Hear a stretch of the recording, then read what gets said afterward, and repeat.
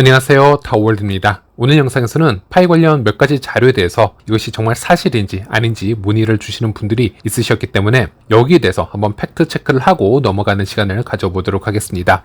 이번 영상은 심슨과 같은 재미 요소를 포함한 주제들이 포함이 되어 있기 때문에 가볍게 시청을 하시고 넘어가셔도 좋을 듯 합니다. 첫 번째 댓글을 보면요. 스탠포드 대학에 연락을 해서 저 사람들이 진짜 대학 졸업자들인지 알고 싶은데 스탠포드 대학 홈페이지엔 별다른 게 없더라고요. 혹시 스탠포드 대학에 정식으로 연락하는 방법을 아시는 분 있으신가요? 라는 글을 주셨고요. 이 파이 네트워크 프로젝트 창립자이죠. 니콜라스 코칼리스는 2022년만 하더라도 이 스탠포드대 공식 홈페이지에서 검색을 하게 되면 이 니콜라스 코칼리스 개인 프로파일 페이지가 바로 검색이 되었습니다. 예를 들어 당시 저의 지난 영상을 보시면요. 보시는 것처럼 이 스탠포드대 공식 홈페이지에서 니콜라스 코칼리스를 검색을 하는 것을 확인할 수 있고, 그러면 다음과 같이 이 니콜라스 코칼리스 학력과 논문 그리고 여러 미디어에 출연한 링크 또는 스탠포드대에서 강의 내용까지 모두 확인을 할 수 있었는데, 현재는 이 니콜라스가 스탠포드대에서 더 이상 강의를 진행을 하고 있지 않고요. 파이 프로젝트에만 집중을 하고 있기 때문에 이 스탠포드대 홈페이지에서 개인 페이지는 더 이상 존재하지 않고 있습니다. 하지만 개인 페이지가 존재하지 않는다라고 해서 모든 자료들이 다 삭제가 되지는 않았습니다. 그래서 질문자님처럼 이 니콜라스라는 사람이 과연 실제 스탠포드대 출신 박사가 맞는지, 그리고 이 파이 네트워크라는 프로젝트가 정말 이 스탠포드대와 어느 정도 연관이 된 건 맞는지 등등을 확인하려고 하는 부분이 있다면 제가 그 자료를 대신 공유를 해드리도록 하겠습니다. 참고로 지금부터 말씀드리는 자료는 제 영상 하단 게시판이나 고정 댓글을 통해서 관련 주소 링크를 다 올려놓도록 하겠습니다. 첫 번째로 파이 네트워크가 출시가 되었을 때 이를 가장 먼저 알린 미디어는 바로 스탠포드대 안에서 자체적으로 운영되는 스탠포드대 신문사인 스탠포드 데일리였습니다. 2019년 9월 당시의 기사를 보면요. 니콜라스 코칼리스 박사 그리고 청대어 팬 박사 등이 이 파이 네트워크를 출시를 하였다. 이렇게 정확하게 명시를 하고 있고, 또 다른 곳을 가보면요. 이 스탠포드 엔지니어링 컴퓨터 사이언스 협력 멤버 페이지가 있는데요. 여기에 제가 또 링크를 아래 달아놓도록 하겠습니다. 직접 확인을 해보시면요. 미국 실리콘밸리에서 탑 벤처 캐피탈로 손꼽히는 이 앤드리슨 호로위츠부터 아마존, 애플, 이베이, 블룸버그, 구글, 메타, 엔비디아, 삼성 등등 우리가 알고 있는 거의 모든 대기업이 이 스탠포드대와 협력 파트너십을 가지고 있다. 이렇게 보시면 되겠습니다. 또 이 중 암호화폐 프로젝트 또한 지금 소수 존재하고 있는데 바로 이더리움, 리플, 스텔라 그리고 파이가 이 스탠포드대와 협력 업체이다. 이렇게 보시면 되겠습니다. 참고로 여기서 파이 로고를 클릭을 하면 파이 공식 홈페이지로 바로 이동이 가능하고요. 또 이 공식 홈페이지에서 창립자를 클릭을 해보면 니콜라스 코칼리스는 스탠포드 박사이며 2018년 스탠포드 최초의 분산 응용 프로그램 클래스 강의를 해왔던 것으로 소개가 되고 있습니다. 그래서 이런 부분으로 다시 한번 증명은 되었다라고 보시면 되겠고요. 그리고 스탠포드대에서 니콜라스 코칼리스 박사의 개인 논문 또한 이렇게 검색을 하실 수가 있습니다. 그리고 스탠포드 공식 유튜브 채널도 존재하는데요. 이곳에서는 니콜라스의 프라이빗하고 책임감 있는 크라우드 소싱을 통한 접근 관련 세미나 영상이 공유가 되어 있습니다. 그리고 2021년으로 한번 거슬러 올라가서요. 이 니콜라스 코칼리스의 개인 유튜브 채널이 존재하였고, 여기는 팬데믹으로 인해서 블록체인 관련 스탠포드대 온라인 강의 자료가 모두 업로드가 되어 있습니다. 그리고 여기 니콜라스 코칼리스 채널을 좀 더 지난 영상을 찾아보면요. 팬데믹 시즌 전에 이루어졌던 스탠포드대 오프라인 클래스 자료들도 함께 포함이 되어 있습니다. 이런 부분들로 확인을 해볼 수가 있겠고요. 그리고 이 페이지를 보시면요. 이 스탠포드의 이 커리어 에듀케이션 란을 보면 니콜라스 코칼리스가 스탠포드대 스타트X의 CTO로 되어 있는 것을 확인할 수 있습니다. 그리고 스탠포드 블록체인 컨퍼런스 2019년 페이지를 보면요. 당시 니콜라스 박사가 이 스마트 계약 2 관련 세션 의장으로 되어 있는 것을 확인할 수 있습니다. 그리고 스탠포드 HCI 그룹 동문에도 니콜라스의 사진이 등록이 되어 있습니다. 그리고 2013년 4월 14일에 MBC 뉴스에서 업데이트가 된 부분이 있는데요. 당시 스탠포드대에서 니콜라스 코칼리스라는 박사 과정을 거치고 있는 스탠포드 대학 학생이 이메일 과부하 문제를 해결하기 위해서 이메일 발렛이라는 프로그램을 개발을 하였고, 이런 인터뷰 장면이 MBC 뉴스에 직접 나오기도 했습니다. 네, 그 밖에 정말 많은 자료들을 스탠포드 이 공식 홈페이지에서 다 검색을 해볼 수는 있지만 이 정도만 있어도 충분히 증거 자료는 되겠다, 이렇게 말씀을 드릴 수 있겠고, 만약에 이 연관성에 대해서 좀 직접적인 자료를 요청하는 분들이 주변에 있다면은 이런 부분으로 충분히 대화를 해보실 수 있을 것 같습니다. 네, 그리고 두 번째 토픽으로 넘어가서요. 미국의 최장수 애니메이션이죠. 더 심슨 가족에 대해서 이야기를 해보도록 하겠습니다. 아시다시피 심슨 만화의 한 에피소드에서 파이의 미래를 예언하는 그런 장면이 등장을 하였기에 이로 인해서 이 짧은 영상이나 이 이미지 샷이 파이 커뮤니티에서는 4, 5년 이상 지속적으로 이용이 되어 왔으며, 그래서 어떤 커뮤니티 멤버나 이 파이를 좋아하지 않는 분들은 이 이미지나 짧은 동영상은 조작으로 만들어진 것이 아니냐, 진짜가 아닌 것 같다, 이런 의심들도 자주 하는 것을 확인할 수 있었습니다. 그래서 이 영상, 이 이미지가 실제인지 아닌지 여기에 대해서 한번 얘기를 해보려고 하고요. 일단 정답부터 말씀드리자면 여기에 나오는 이미지나 영상 모든 것 전혀 어떤 수정이나 편집이 되어 있지 않은 오리지널 에피소드 장면이 맞습니다. 하지만 말씀드렸다시피 이 파이 이야기는요, 커뮤니티 안에서 재미를 포함한 음모론에 가깝다라고 볼 수 있으며, 이 심슨 자료는 2012년에 출시가 되었기 때문에 당연히 당시 파이 네트워크는 존재하지 않았고요. 여기서 말하는 파이가 우리의 파이 네트워크를 얘기하는 것은 아니라는 것, 단지 어떤 수학과 과학을 살아가는 영재들을 뜻하는 차원에서 I love 파이라고 표현을 한 것이 아닌가, 이렇게 말씀드릴 수 있겠습니다. 그럼에도 불구하고 당시는 별 의미 없이 이렇게 나왔던 장면들이, 또 코믹하게 그려졌던 그런 장면들이 미래에 5년, 10년 후에 현실에서 매우 흡사하게 재현되는 일들이 지속적으로 발생을 하였고, 그래서 이렇게 파이가 적혀 있고 위에는 우상향 차트가 있는 이 장면 또한 미래의 파이 가치의 떡상을 예언하고 있는 것은 아니냐, 이렇게 커뮤니티에서는 얘기를 하고 있는 것이죠. 일단 이 파이를 얘기함에 앞서서 심슨이 기존에 어떤 부분을 예언에 성공을 했는지 아니면 우연적으로 들어맞았는지 이런 부분을 살펴볼 필요가 있겠는데요. 자, 예를 들어 1998년으로 가보도록 하겠습니다. 당시 에피소드인 별에게 소원을 빌 때의 장면을 보면요, 심슨 가족은 20세기 폭스 영화 스튜디오가 디즈니의 산하로 들어갔다, 이렇게 농담을 하는 장면이 나옵니다.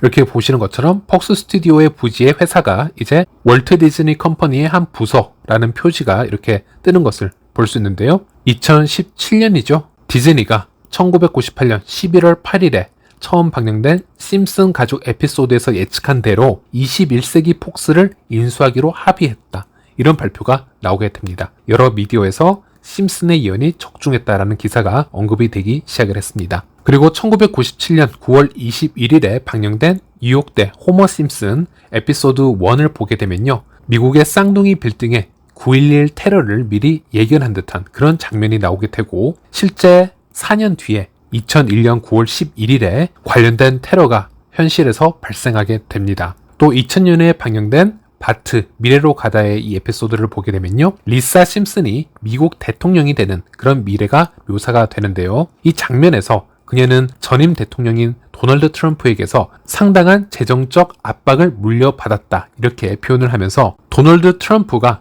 미국의 대통령이 되었음을 암시를 하는 그런 내용이 나오게 되는데요. 이 부분은 더 심슨이 실제 세계 사건을 예측한 가장 유명한 사례 중 하나로 손꼽히게 됩니다. 지금 보시는 것처럼 당시 나왔던 장면과 현실이 크게 다르지 않는 그런 놀라운 부분을 보여주게 되는데요. 그리고 이 에피소드는 몇 가지 예언이 더 현재 진행 중인데요. 미국 민주당 대선 후보인 카멀라 해리스 부통령이 최근 보라색 재킷과 진주 목걸이를 착용한 모습으로 미디어에 등장을 했는데, 이것은 조금 전에 언급해드린 2000년에 방영된 에피소드 17편에서 2030년 미국 최초의 여성 대통령에 도전하는 내용이 그려졌던 리사 심슨이 입었던 복장과 너무나도 똑같다, 흡사하다, 이렇게도 비교를 해볼 수가 있겠습니다. 그래서 정말 이 심슨이 미래를 예측을 해서 이런 현상이 나온 것인지, 아니면 해리스 후보가 이 심슨 만화의 영향력을 이미 알고 있었기 때문에 이 부분을 바이럴로 이용을 하고자 역으로 리사 심슨의 복장을 따라 입고 대선에 출마한 것인지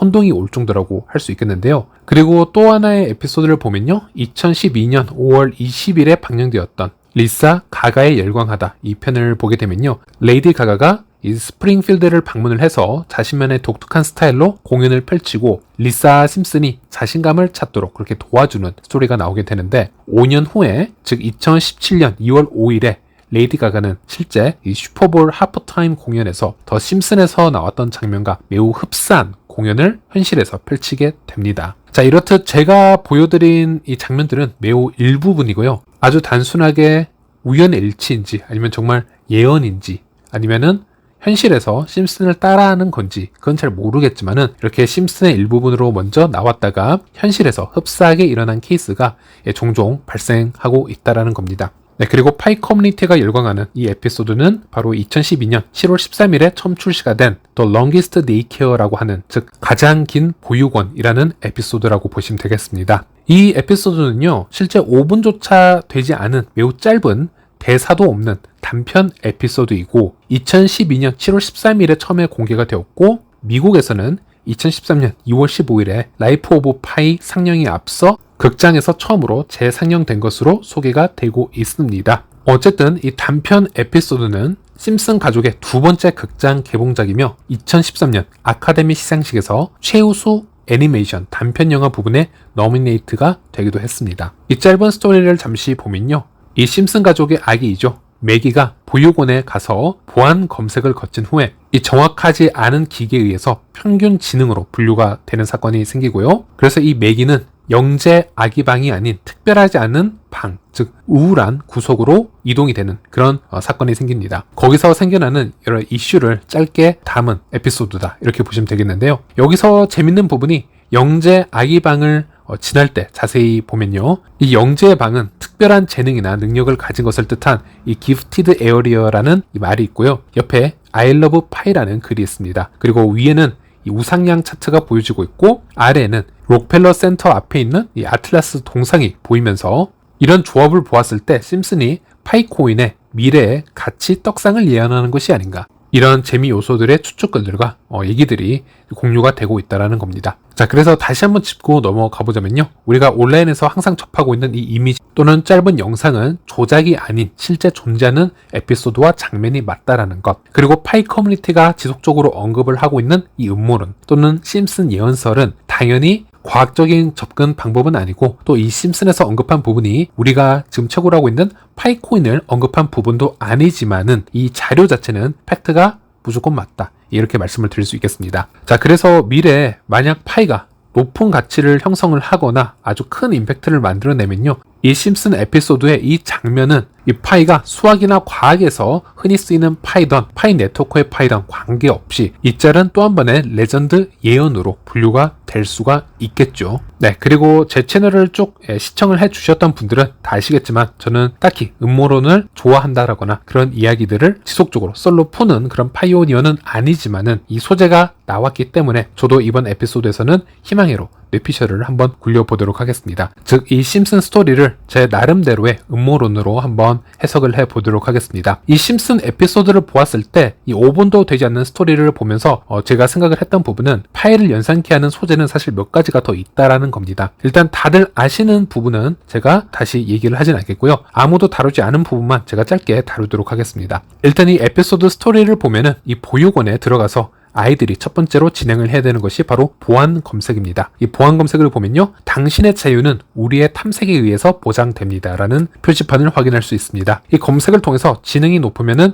I love pie 방으로 옮겨지게 되고요, 또 모두가 행복할 수 있는 방으로 가게 되는 것이고, 아니면은 그 반대의 방으로 이동이 되는 것입니다. 그래서 이 보육원에서는 보안 검색이 매우 중요한 시스템이라고 볼 수 있는데, 참 아이러니한 부분이 개인의 자유를 지키기 위해서 더욱 엄격한 검사를 받아야 된다, 상당히 모순적인 이 문장이라고 보시면 되겠고, 저는 이게 파이 탈중앙 네트워크에서 KYC와 참 흡사하다라는 생각을 하였습니다. 파이도 탈중앙화라는 방향성을 가지고 성장을 하고 있지만은 일반적인 탈중앙화만을 외치게 되면요, 대부분의 프로젝트들이 99.9%가 실패하는 그런 현상을 저희들은 목격을 해왔습니다. 그래서 이 파이 네트워크는 이 커뮤니티를 초반에 중앙화시켜서 성장을 시키는데 지금 초점을 맞추고 있고, 미래의 탈중앙화로 서서히 전환을 시켜나간다, 이렇게 풍자를 하자면 좀 모순적인 부분이 있는 그런 프로젝트라고 보시면 되겠는데, 이 파이의 KYC라는 것도 어쩌면 이런 아이러니한 시스템 중 하나라고 보시면 되겠고요. 이 심슨 에피소드의 보안 검색대와 흡사하지 않을까, 이렇게 한번 생각을 해보았습니다. 그래서 우리가 일단 엄격한 KYC를 통과하게 되면요, 파이의 생태계에 참여할 수 있는 곳, 들어올 수 있는 것이고,